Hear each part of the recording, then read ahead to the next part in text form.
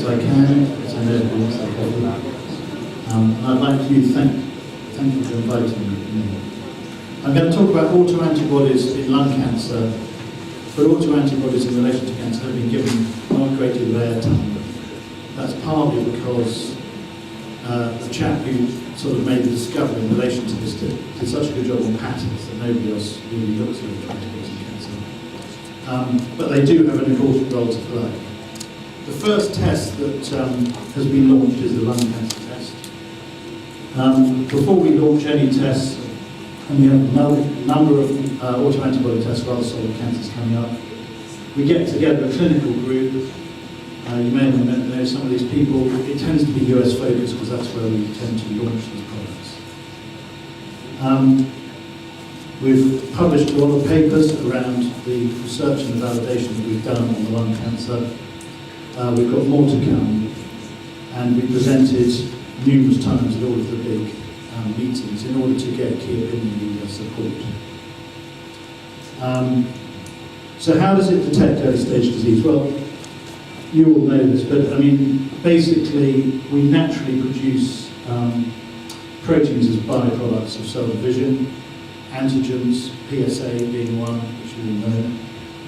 And when you get a cancer, you produce a slightly different PSA, say, and you get an autoimmune response. The body spots that's not normal. And the great advantage of autoantibodies is rather than trying to measure proteins, which up until now is what we've done, volumetric change in proteins, there's a big amplification effect with autoantibodies because you get many autoantibodies to a single apparent protein. There's lots of studies that have backed that up separate to us. There's been a lot of work actually done academically in autoantibodies, and generally you can see them up to 4 years before the patients get diagnosed with imaging. So the early CDT test has two uses. One is for screening asymptomatic or mildly symptomatic patients, and the other one is for risk stratification of nodules. And I'll quickly take you through the second one and then go on to the screening one, which is perhaps more difficult today. I'm not quite sure which is. Risk stratification of nodules is certainly it's a big market for us in the States and is growing very fast. There is a big problem, as we know, with proliferation of small nodules with CT, less than 4 millimeters, less than 6 millimeters.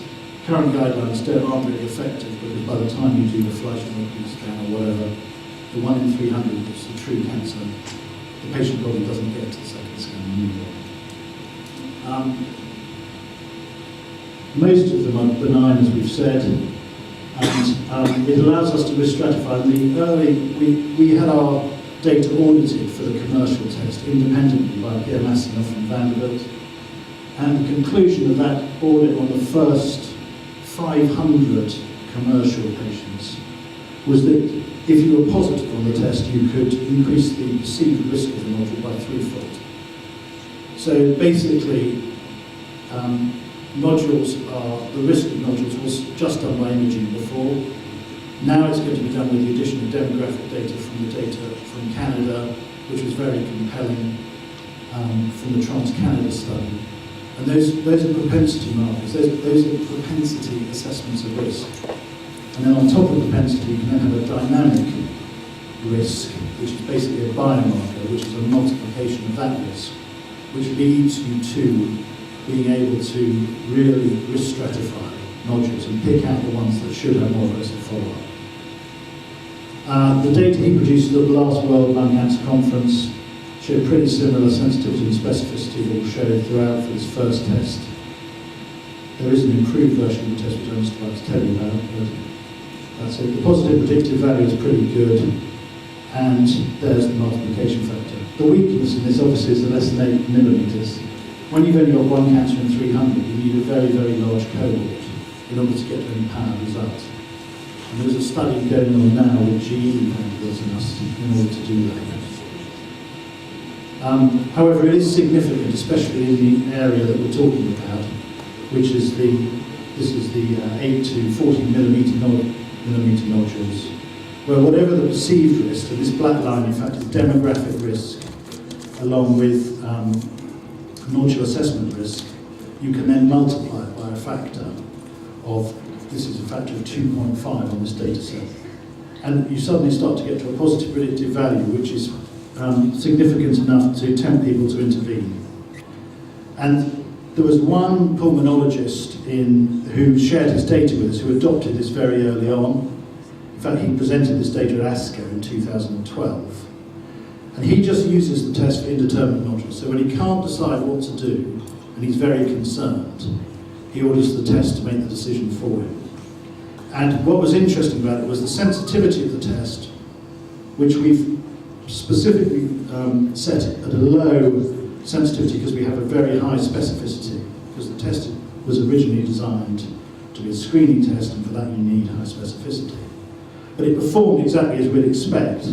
But because he was testing such a high-risk cohort, these guys with indeterminate nodules, the positive predictive value on his first 70 patients was 1 in 2. So it brought him to make the right decision 50% of the time, having basically come to a cul-de-sac as far as his decision-making went. As we already know and has already been described today, low-dose CT is great, but it has a high false positive rate. And therefore, you've got to do an awful lot of them to detect your cancers. And there's a tremendous amount of follow-up with false positives. And as has already been previously stated, 96% of the positives with low-dose CT are false positives. There is also an issue about low-dose CT being used in. This is the NLST data, and they were centres of excellence carrying them out, so it could be slightly worse than that. So the performance of early CT lung, before it was launched, we've been accused of being rather over-academic, and we certainly haven't gone out. We're literally sort of going to start making a noise now, as we're 100% confident about what we're doing with our results. But we ran 120,000 patient samples before we launched the lung test. The FDA have told us that nobody's ever done that. We validated on numerous separate case control cohorts, and we didn't play any of the games that a lot of people play, in that we matched our case controls for age sets and risk. We didn't use the young controls and all of that sort of stuff. And we never used the same control twice. In addition, we then got James Jett, who's the sort of one of the leading lung cancer specialists in America, to independently audit our commercial tests after launch. He was at the Mayo and then went to National Jewish. And he presented those results, which I'll show you at the World Lung Cancer Conference twice, actually. So the performance of our test, well, it's a 7 autoantibody panel. It's run under clear regulations in the States and reimbursed by Medicare and other insurers. It's CE marked in Europe with the correct ISO clearance. So it's a central lab test currently. It will become a kit, but it's going to take about 2 years. It's set to have high specificity and low sensitivity, and thus be complementary to CT. I'll explain the positioning in a second. And you're in a high-risk population similar to the NLST one, or slightly less. A positive test will give you a 5 to 6-fold increase in risk. And it has an accuracy of 91%. And so this was the very original test, and so it had a positive predictive value of 1 in 9, which meant that for every 9 positive tests, 1 became a true cancer. And that actually wasn't really good enough for physicians, because they were still having to counsel too many high-risk patients who turned out not to have cancer. So we subsequently have changed the test, and we now have a high, moderate and low reading. And the reason why that's significant is because if you're a high level, then your positive predictive value is 1 in 3.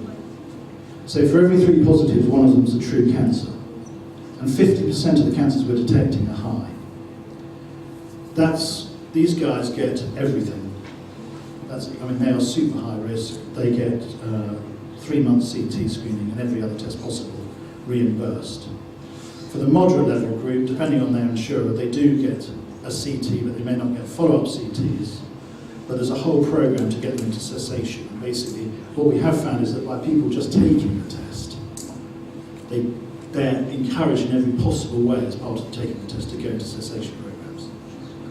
And that has been pretty successful so far. Whilst the negative predictive value is good, 97%, we are very clear that you shouldn't assume that a negative result means you haven't got it, because we're only picking up half the cancers.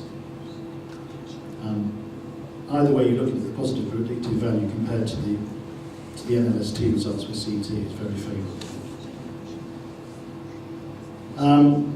We know that there's a 20% mortality benefit, that's already been talked about today by the NLST. And because autoantibodies, you can read them before you can see the cancer, we will detect more early cancers over time. And in fact, Jet's audit, this is from the 2013 audit, when he looked at the first 1,600 patients, he concluded the sensitivity and specificity were exactly as we expected. Over 50% were stage 1 and 2, which is very similar to the NLST results in the prevalence round. But we've just, 4 years later, got access to the National Death Registry in the US.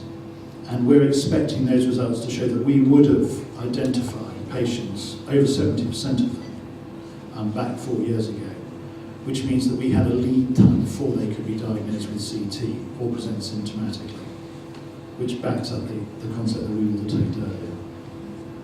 This is a little diagrammatic scheme of comparing the two. CT, the little red chaps are false positives, so obviously the benefit of this from a health economic point of view, patient utility point of view, etc., is that you're not following up so many people. However, CT is more sensitive in the prevalence round. But if you believe, as we do, the data that's just about to come out shows this look forward, then there's a number of cancers that are going to come through in the next 2 years through monitoring. And then we actually end up with pretty similar sensitivity to CT and significantly fewer false positives. We detect all stages, all types equally, which is a question often asked, so there's an answer. Who should have it? We've set our criteria slightly less than the NLST because the test is a lot less expensive, and the health economics around it suggest that we can still screen people at half the risk of the NLST for about half the cost. So these are our criteria that we recommend. They're the indeterminate modules. The one thing we haven't validated at all is whether this works on people who've had a previous history of cancer, whether they've been treated with chemo or not. So we exclude, as part of our recommendations, anyone who's had a previous cancer. You all know the additional risk factors. It's reported high, moderate and low, as I explained. A high and moderate level, we call it positive, a high positive, if any antigen is above the set cutoff. We have a set of high cutoffs and high set of moderate cutoffs. As I said, that's very important because the performance of the high level one is a game changer. It's a rather complicated report, which I won't show you here, but we do report the actual antigens and whether they're positive. And the reason for that is we can't make claims outside of our relatively limited validation. But it is known that NYSO and P53 are generic antigens for all cancers. So some physicians take it upon themselves that if you have a high reading, a high positive in NYSO or P53, and they don't find anything in the lung, they do go looking elsewhere. And anecdotally, that's been quite successful, but we haven't got panel data on that yet. And as I say, a low level doesn't mean the patient doesn't have a risk of cancer, and you shouldn't change your approach to the patient if they have a low level, because they're still a high-risk patient. And you recommend continuing monitoring.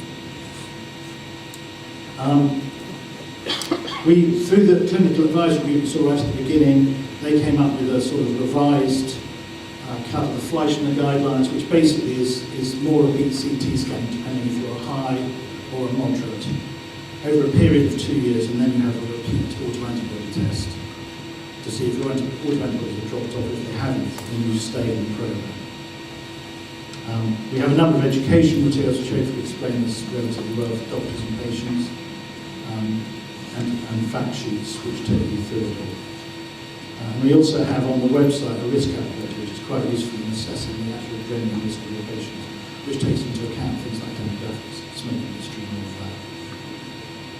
that. So that's the test as it is now. And just before I show you the two things which are going to change relatively quickly, which are significant, I would say that the real decision with CT screening is CT screening, is excellent from a performance basis and better than early CBT lung, if you're willing to commit to an annual CT screen for the rest of your life from when you start. So you've got to be high enough risk, and you've got to be able to accept whatever the perceived radiation risk is over that time, and you've got to be able to afford it. But if you can, then CT is definitely the better screening modality. But as is going to be recommended in the US, for those that don't meet the NLST criteria, the next group down to half the risk of the NLST, should be screened with early CBT lung. And actually that will be half the quality, half the cost of CT. So it is a halfway house, if you like, but pretty effective.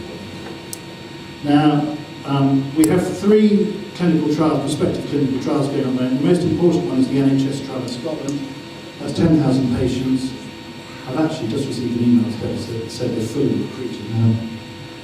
So this is rather out of date. And the results of that are going to be significant because the NHS in the UK rushed the trial through because they've worked out it's going to save them money. JET is running a trial at National Jewish, and both of those, the NHS and the National Jewish trial, are going to report initial results at the World Lung Cancer Conference in September in Denver. And that will be significant, and that's probably the first time we're going to sort of lift our flag and show off of it. And we have a lung observation evaluation study there. So this was the first cut of the NHS results, which is a small number, but what it shows is that we are currently running on, and this was about 6,500 patients, of which half get early CBT. We were running at 63% sensitivity, 91% specificity. I can tell you that subsequently to that, there was a projection at that time when they submitted to the World Lung Cancer Conference that if half of the nodules that were following up turned out to be cancer, then we'd get to 78, 90, which is obviously better sensitivity than we claim.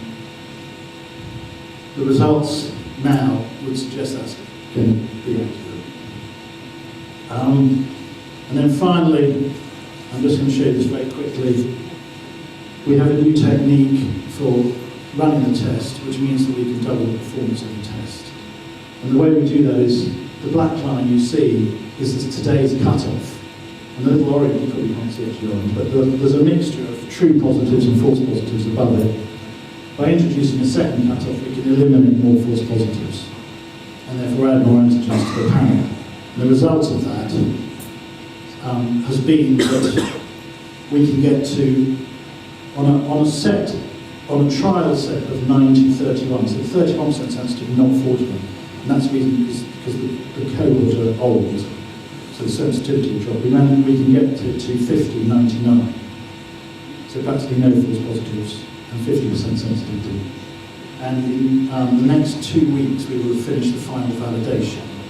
We'll be setting the specificity lower, and the sensitivity will be circa 65-70% of 95% specificity. But it will be a more expensive test because we're going to be running twice the number of antigens.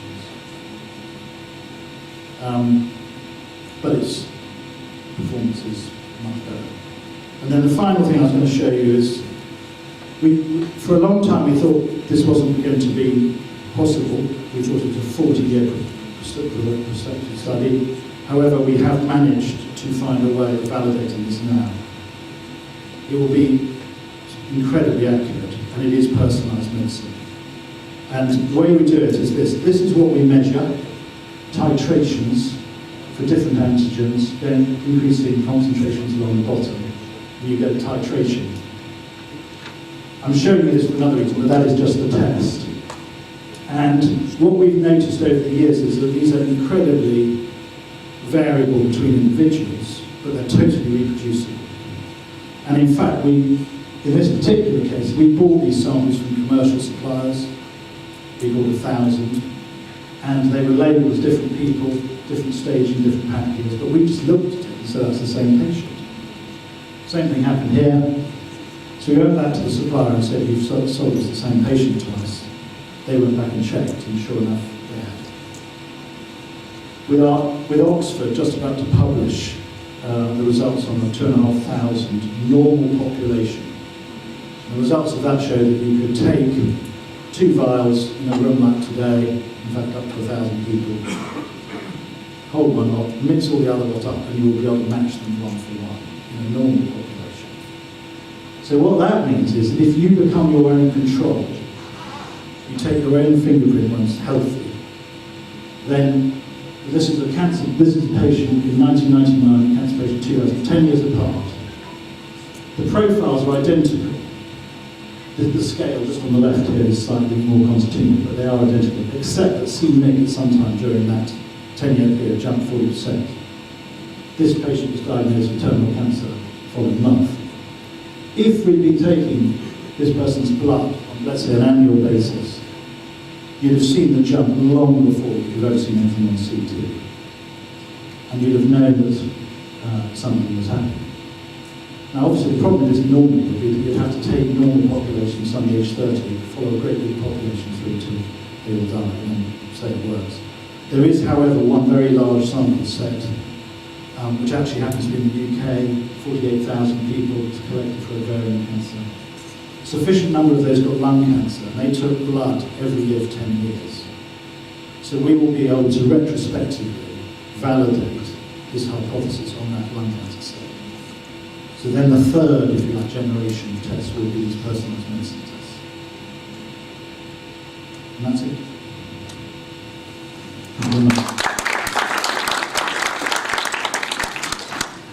Thank you, Dr. Hampton, for this quite comprehensive and very important.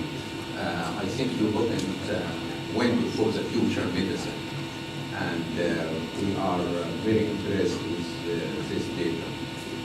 So we could transfer.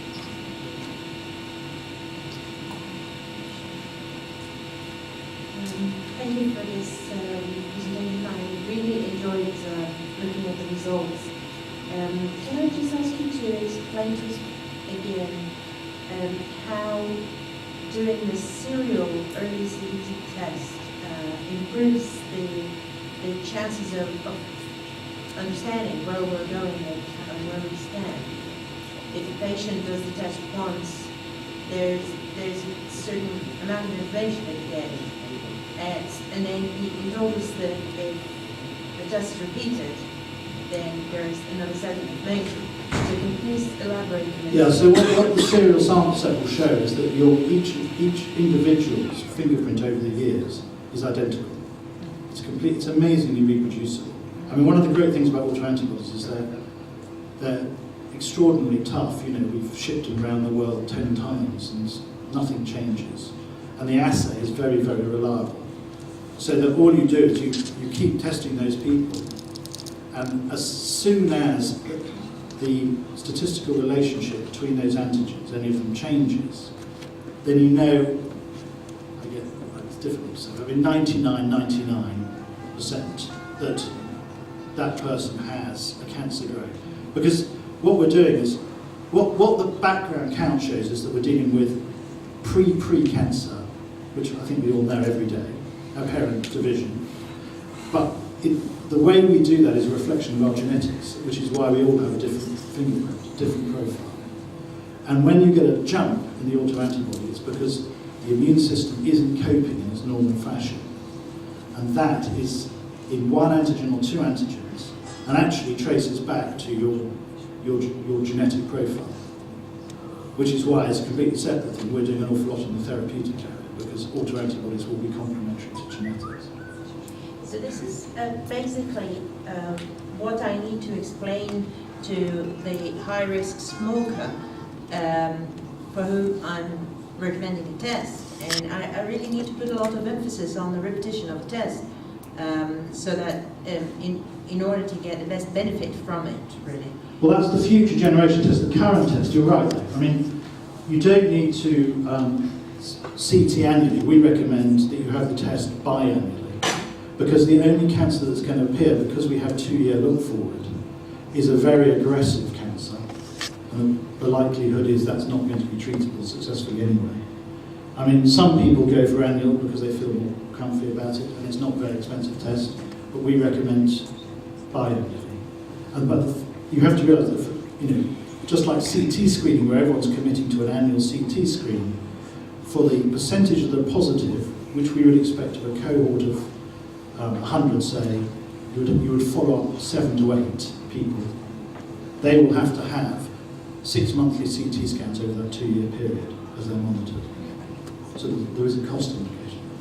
On what basis you recommend biannually?